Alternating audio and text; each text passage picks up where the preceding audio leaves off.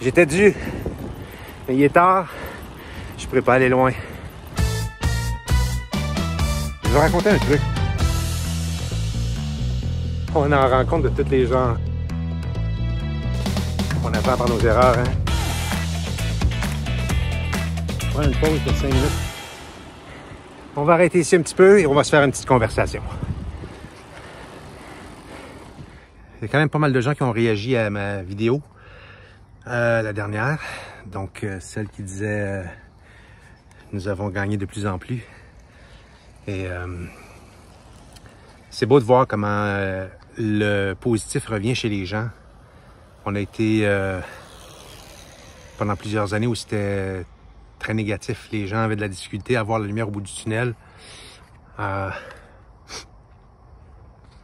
Et là, comme je disais justement dans cette vidéo-là, c'est qu'on voit de plus en plus de divulgation. Je pense que l'effet d'entraînement est parti. Je pense que l'effet boule de neige est parti au niveau des divulgations, au niveau des révélations, des arrestations et tout ça.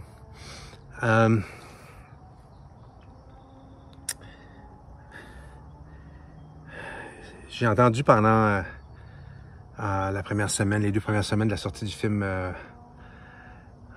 Sound of Freedom, j'ai entendu beaucoup de gens dire qu'il y avait une rumeur qui disait que c'était pour préparer les gens à un puçage d'enfants.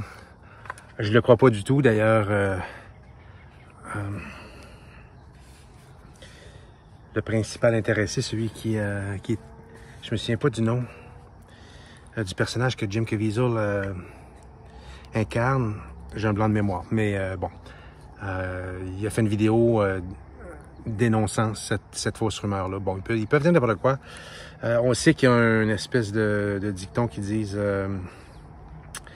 En fait, c'est qui disait ça? C'est Jacques Attali, je pense, qui disait quand ils auront besoin des héros, on leur en créera.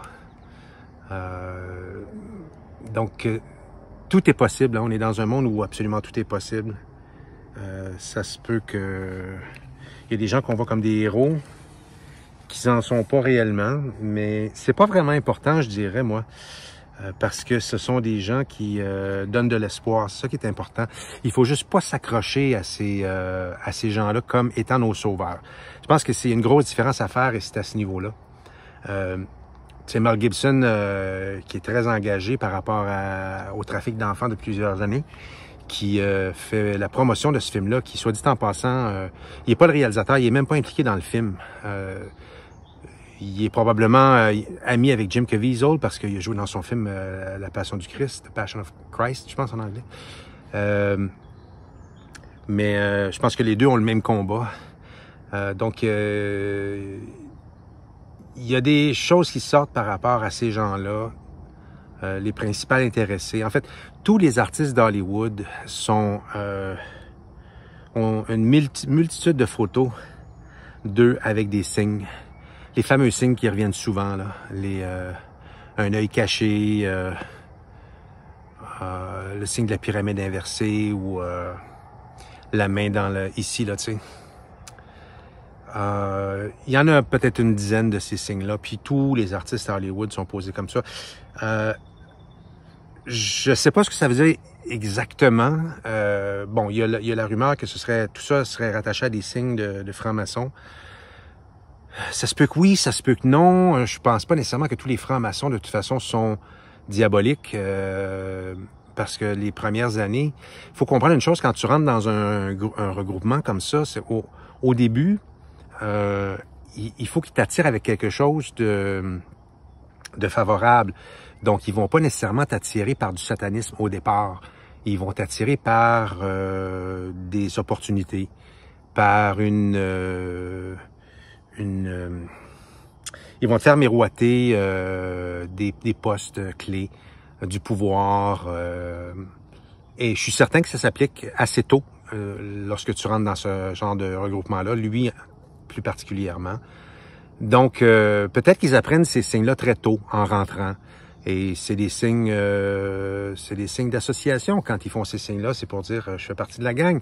Sauf que c'est, je pense, simplement au 33e degré ou près de ça, où est-ce que les participants commencent à assister à des scènes, des rituels sataniques.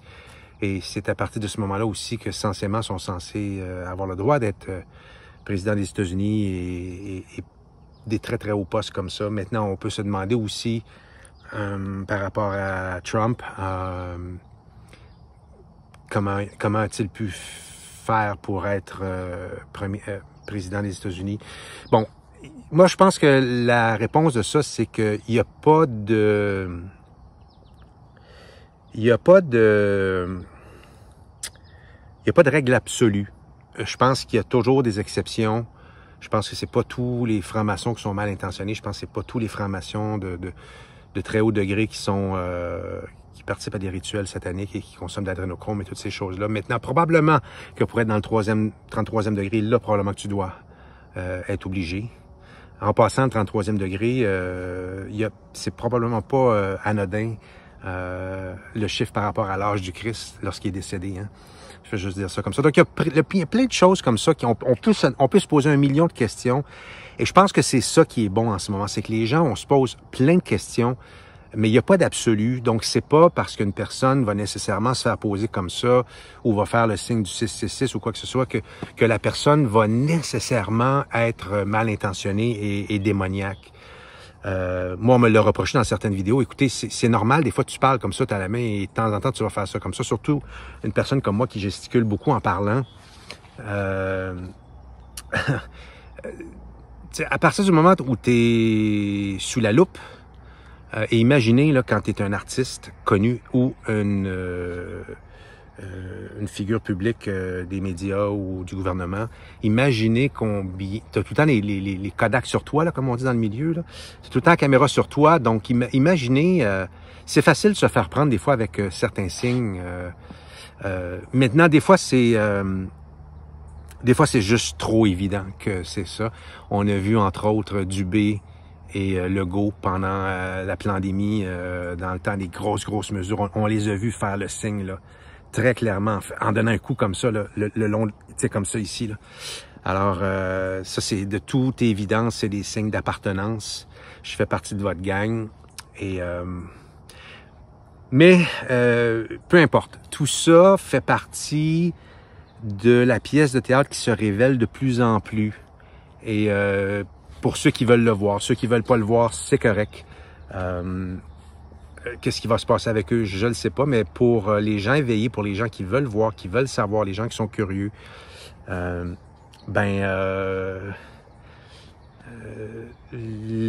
est en train de devenir plus clair.